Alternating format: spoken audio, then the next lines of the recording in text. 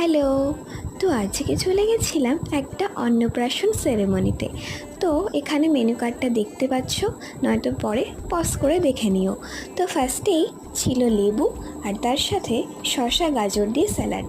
তারপরে দিয়ে গেল ডিমের ডেফিল। আর ডিমের ডেফিলটা যেমন গরম ছিল তেমনই খেতে খুবই টেস্টি ছিল। তো তার সাথে দিয়ে গিয়েছিল সস। তো সসের সাথে ডিপ করে ডিমের ডেফিলটা খেয়ে নিলাম।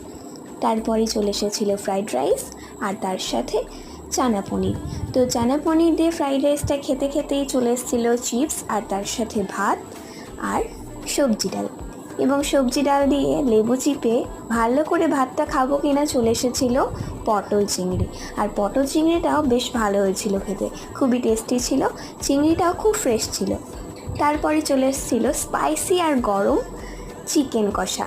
চিকেন কষাটা সিরিয়াসলি বলতে যেমন ঝাল ছিল আর তেমনই গরম ছিল, খেতে খুবই ভালো লাগছিল। তো আমি নেক্সটবার আর এক পিস চিকেন নিয়ে নিয়েছিলাম।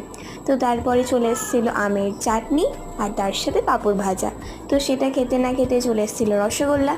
তারপরে আইসক্রিম খেয়ে মায়ের সাথে বাড়ি চলে আসলাম। টাটা।